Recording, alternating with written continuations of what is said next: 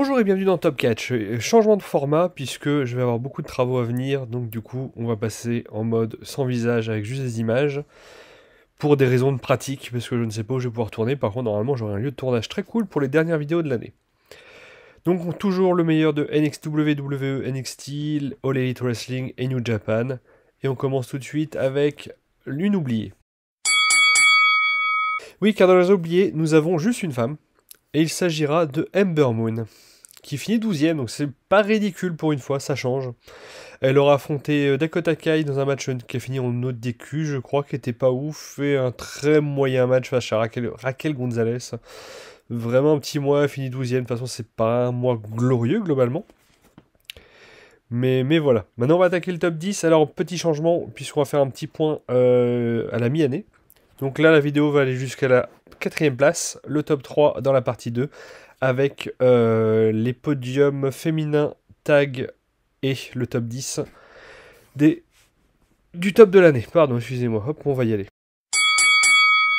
À la 10ème place, nous avons les Dangerous Takers, équipe composée de Taichi et Dex Saber Jr., qui ont récupéré leur titre en début de mois de juin dans la Road to Dominion face aux Guerrillas of Destinies. Le match était plutôt d'assez cool, peut-être un de leurs meilleurs. J'ai jamais aimé leur match face à Guerrillas of Destinies, mais là celui-là était vraiment très cool. J'adore cette équipe de Taichi et Zack Sabre, ont une alchimie qui marche très très bien entre l'autre connard arrogant de Zack Sabre et Taichi qui a un charisme de fou.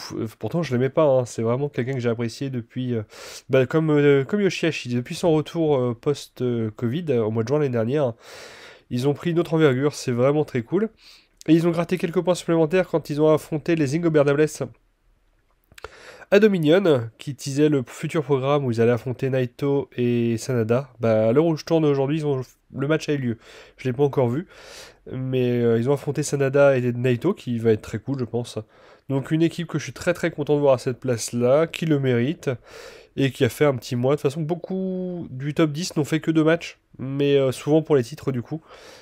Ou pas, parce que je suis très content de voir qui sera numéro 1, mais je m'avance un petit peu, on passe à la 9ème place. Et donc à la 9ème place, nous avons Adam Cole Baby, qui pourtant fait pas un gros mois. Il est présent dans le 5-way match pour le titre NXT avec Karrion Kross, Gargano, Dunn et O'Reilly. Et il était pas bon ce 5-way. Je comprends pas comment on peut rater un 5-way, c'est-à-dire que quand tu as 5 talents comme ça dans le ring, oui, même Karrion Kross que j'aime pas, mais il a ce côté bourrin que les autres n'ont pas. Parce que c'est que des petits gabarits, mine de rien. C'est un petit peu le souci avec NXT, on reproche beaucoup à WWE de mettre trop les gros gabarits. Mais NXT, c'est un peu petit du coup, et Karrion Kross a cette brutalité que les autres n'ont pas. Donc ce match aurait dû être réussi, et non, c'était chiant. Je me suis ennuyé comme un rat crevé. Mais bon, c'était un match pour le titre, qui est quand même moyen, mais très en deçà des attentes. Et il affronte Carmelo Hayes un peu plus tard dans le mois. J'ai aucun souvenir de ce match. J'ai même pas regardé combien je l'avais noté, mais bon, bah, il finit 9ème, je suis content de voir Adam Cole là, même si c'est pas un gros mois pour lui.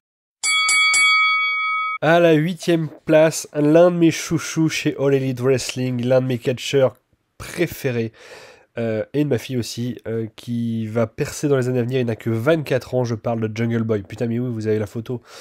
Faut que je me fie au nouveau montage de cette vidéo. Donc Jungle Boy, qui avait gagné donc fin mois de mai une opportunité au titre, qui aura lieu fin du mois de juin, du coup, qui a eu lieu fin du mois de juin face à Kenny Omega. Entre-temps, il a fait un tag avec Christian contre Private Party qui était très cool. Je suis très content que Christian soit venu à All Elite pour aider les jeunes. Et en plus qu'il ait pris Jungle Boy, c'est-à-dire que Christian, c'est l'un des 2 mecs, quand j'ai commencé le catch, qui m'a fait rester. Il y a eu CM Punk d'un côté, et l'autre Christian avec sa feud contre Randy Orton. Donc voir un mec que j'ai adoré aider un jeune que je kiffe depuis 2 ans, c'est vraiment génial, et leur match face à Private Party était vraiment très cool. Et Jungle Boy, il nous a tout explosé. Il a fait l'un des meilleurs matchs depuis que Kenny Omega a le titre, l'une des meilleures défenses de titre. Avec celle de Jon Moxley à Révolution, même s'il y a eu la fin foireux. Waouh, le match est à voir. Le match est vraiment excellent. Waouh, enfin, il n'y a pas grand chose à dire. Le match est fou. Jungle Boy en a sous le pied. On voyait qu'il était au début, il a eu un petit peu de mal à rentrer dedans, submergé par l'émotion. Vraiment, vraiment très très cool. Un petit jeune à suivre et j'ai hâte de voir où ça va aller. Je sais qu'il a franchi, c'est le premier chez All Elite à avoir 50 victoires à Dynamite. Continue, et je veux te voir avec le titre, ou un titre par équipe, ou le titre trio, ce qui devrait pas tarder à arriver. Enfin, donnez-lui un titre à ce gamin. Donnez-lui un titre. Et donc, à la 7ème place, son opposant principal du mois, Kenny Omega, qui nous a fait un mois totalement raté. Pourquoi? Parce qu'il avait 2 matchs pour le titre. 2 matchs... Franchement, il peut aller choper la première place.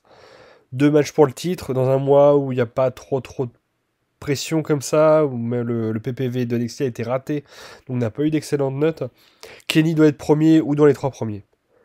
Sauf que son match face à Moose, à Impact Wrestling, c'était dégueulasse, c'était ignoble, enfin, c'était mou du cul, je crois que je lui ai mis 2, c'était nul, c'était incompréhensible, c'est-à-dire qu'il y avait tout le roster de Impact aux alentours du ring en train d'encourager Moose, puisque l'intrigue c'est que Kenny Omega ne fait pas partie d'Impact, donc c'est une honte qu'il ait le titre, donc il supporte, peu importe que le mec soit face ou heel, il le supporte.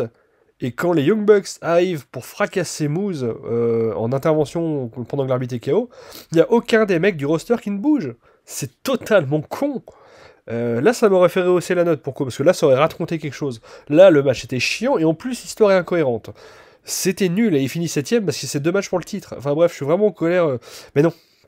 Voilà, je vais finir ce mode. Le match avec Jungle Boy.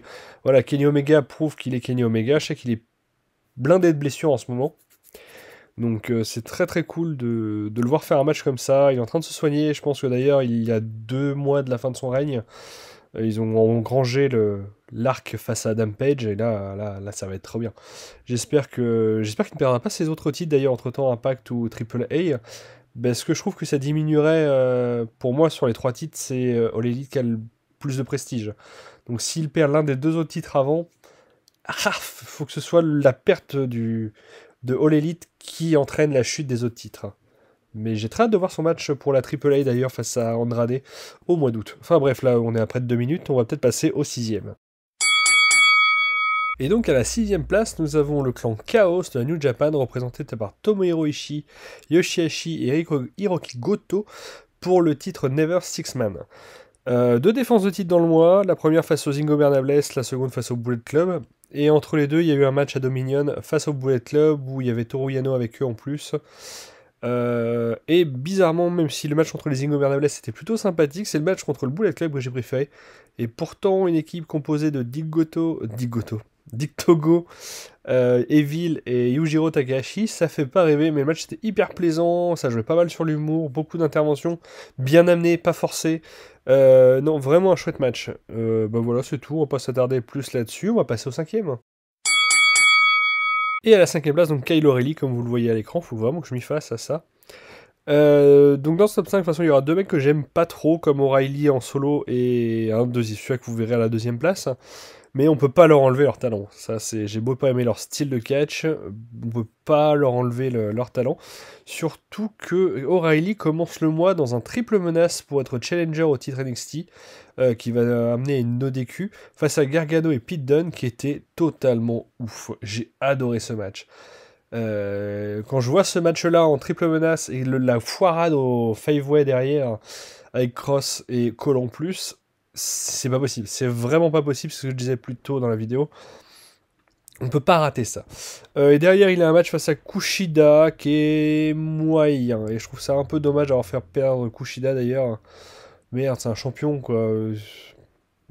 Un double décompte ou une intervention de Cole, surtout qu'il y avait l'intrigue pour le justifier, ça n'aurait pas empêché d'avoir un bon match. Mais le match était assez cool de mémoire. Et ben on va passer au 4ème. On va dire les 4ème, puisque c'est la Legado del Fantasma. 2 matchs pour le titre. Une fois face à MSK en solo, une fois en trio avec face à Bronson Reed pour le titre US et ils étaient avec leur leader. J'ai perdu son nom, Santos Escobar, pardon. Lors du PPV. Rien à signaler, c'est propre. C'est un peu le souci que j'ai eu avec ce match-là. C'est que le PPV NXT était pas bon, mais le match d'ouverture était propre. On en attendait plus. Mais c'est propre, ça a une bonne note, ça a des coefficients. Et on peut pas leur reprocher grand-chose. Voilà, ils font le job. On commence à être un petit peu habitué. Là, je pense qu'il va falloir passer à autre chose. Dans le sens où ça fait beaucoup de temps que les gados traînent autour des titres avec MSK. Lâchez qu'on va passer à Ciampa et Thatcher. Donc un peu de sang frais pour la division tag. Les Gados, c'est cool, ils ont perdu, qu'ils passent la main. Et donc c'est terminé pour cette première partie de vidéo. On se retrouve dans la partie 2 avec le top 3 et le point à la mi-année sur le top catch.